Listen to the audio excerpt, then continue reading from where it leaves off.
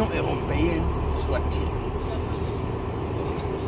écrit à la ministre de la Justice de mon pays. Et la justice de mon pays se soumet. C'est le monde à l'envers, à vrai dire.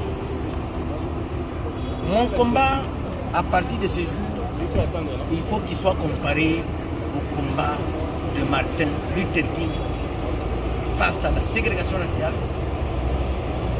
le combat de Mandela face à l'apartheid. Mon combat désormais, et ça je le réclame, et au président de la République, au gouvernement, à l'Assemblée nationale, au Sénat, à la magistrature, aux opérateurs économiques, aux opérateurs culturels, que le gouvernement achète plus d'1 million des ouvrages de Charles Nana. Cet ouvrage devient comme la Bible pour les chrétiens, pour que nous puissions nous en soumettre. Il faut, et je demande à ce jour, il faut un débat national.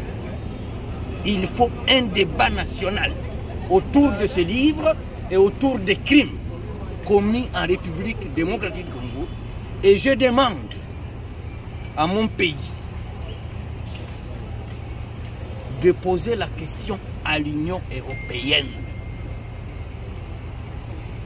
Comment elle peut s'indigner de mes propos et ne s'est jamais indignée des morts, des millions de morts?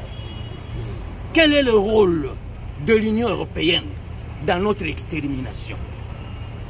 J'interpelle Congolaises et Congolais. Tout celui qui a un seul œil, je lui en ajoute un deuxième. Pour voir, autant que moi, ce que mon pays subit face à Kagame, qui aujourd'hui est à Brazzaville, en Centrafrique.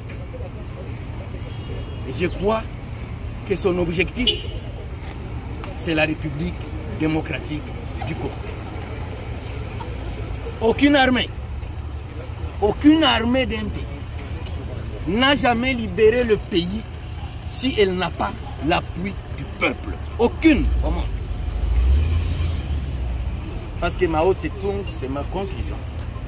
Mao Tse-tung dit que ce n'est ni la technique, ni l'armement qui gagne la guerre, mais c'est plutôt l'enthousiasme populaire. Et pour finir, comme j'ai Bossolo la politique devant moi ici, au cours de l'émission, incriminée par l'Union européenne, j'aurais parlé de la complicité des Bashi dans la généralité. Et cela a créé un émoi, une contestation parmi eux. Parce qu'il n'y a jamais eu de tribus saintes dans chaque tribu. Comme chez moi, chez les Bafourir, il y a des complices des Rwandais. Chez les Babembe, il y a des complices des Rwandais. Chez les Bashi aussi, il y a des complices des Rwandais. Donc, je présente mes excuses aux Bashi que j'ai offensés publiquement. Comme je l'ai dit, il n'y a aucune tribu sainte. S'il y a eu écart de langage, si j'ai blessé certains qui ne sont même pas concernés par cette complicité, qu'ils puissent, qu'ils daignent me pardonner. Mais j'insiste que le président du M23 s'appelle Bertrand Bisimwa. Et j'invite à mes frères, amis et autres que Bemba Saolona avait fait appel à son fils Jean-Pierre Bemba aujourd'hui de déposer les armes, que s'il ne déposait pas les armes, il ne les considérait plus comme son fils. Je demande au Bashi de demander à Bertrand Bisimwa que ce qu'il est en train de faire là-bas suive leur tribu. Je vous remercie. Merci.